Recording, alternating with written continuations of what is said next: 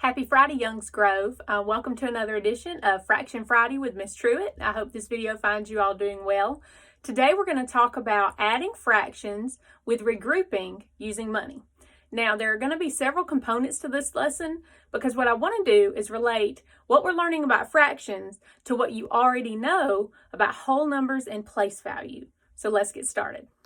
So the first thing we're going to talk about is, what is place value? Well, a place is a location.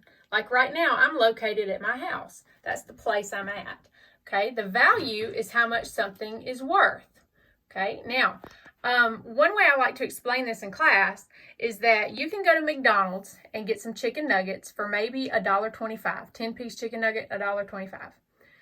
You can go to Burger King and get a 10-piece chicken nugget for $1. Well, why is that? You're getting chicken nuggets at both places. You're getting the same thing, okay? But they have a different value. Well, that's because the location is different. McDonald's is a different place than Burger King. So the value of McDonald's chicken nuggets is going to be different than the value of Burger King's chicken nuggets.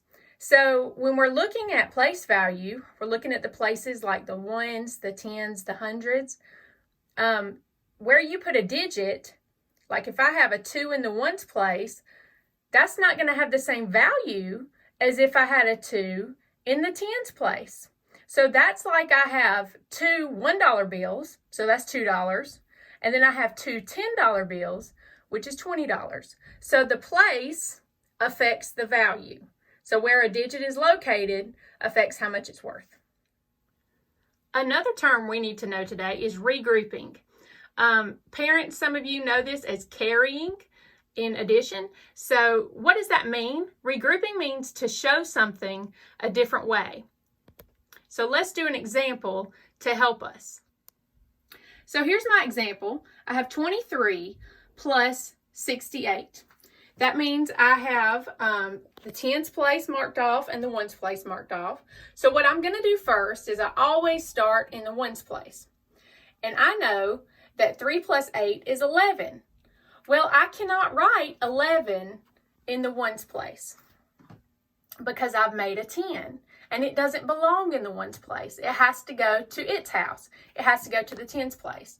So that means I have 1 left and I have 1 10. So 10 and 1 makes 11. That's where we got that. That is why we carry that number, or we regroup, because we made a group of 10. Now I'm going to add the tens place. So I have 10, 1 10, plus 2 tens, plus 6 tens, which is 9 tens. So that number is 91. Now that we have reviewed place value and regrouping, what I want to do is show you how this affects your work with fractions and regrouping. Some terms we need to know here are improper fraction. An improper fraction is when the numerator, the top number, is bigger than the denominator, the bottom number. And we can't leave it that way. Same way we can't leave 11 in the ones place because we made a 10. So what happens with improper fractions is you have made a whole plus some extra. So we've got to put the whole where it goes. So let's do this. For the problem we're going to do, I want to use fourths as my fraction. So what we should already know is that $1 equals 100 cents. Now, I've said it time and time again, fractions are division. So I want to figure out what the fourths are. I'm going to divide 100 by 4, and that gives me 25. Well, I know that 1/4 is 25 cents, so it's 1/4 of $1. It takes 4 quarters to make $1. So for our problem, I can see that I have 3 quarters on this side, which is 1/4, 2/4, 3/4 of $1. I have the same amount on the other side. So 1/4, 2/4, 3/4 of $1. So I'm going to add those together. So I have 3/4 of $1 plus 3/4 of $1. When we add fractions, we only add the numerators because our whole at the bottom doesn't change. Our denominator does not change.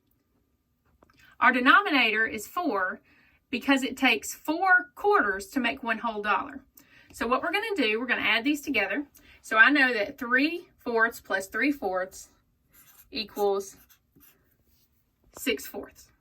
Now that is our improper fraction, because you can see our numerator is bigger than our denominator. So what we have to do is pull out our 1 whole. Well, we just discussed that 4/4, 4 quarters equals $1. So if I'll show you with a dollar. Let me get a dollar. So I'm going to move one of these over to make my dollar. Okay. So once I have my whole 4/4, what do I have left? I have 2/4 left. So I know that 6/4 is equal to 1 whole dollar and 2/4 of a dollar. The reason I can't leave this as an improper fraction is the same reason that I can't leave a 10 in the ones place when we're regrouping with whole numbers, is because you have to put it in its proper place. So what I have to do is I have to pull out my whole and put it where it goes, and then leave my fractional part here. So in our earlier problem, when we had to add 3 plus 8, I couldn't leave 11 in the ones place. I had to move the 10 to the tens place, and I left the 1 that was left in the ones place. So it's the same thing here. So if you'll take what you know about whole numbers and apply it to what you know about fractions, then it'll really help you understand it a lot better. I hope that this lesson has helped you learn some about fractions. You really have a lot of the background information that you already need to solve these problems. But the great thing about math is it builds. So we build from the whole number knowledge to our fractional knowledge. And we just have to tie it all together in a nice, pretty bow. So guys, I hope that you've enjoyed this, that you've learned something, and that you continue to remember fractions are everywhere. You just have to look. Have a great day.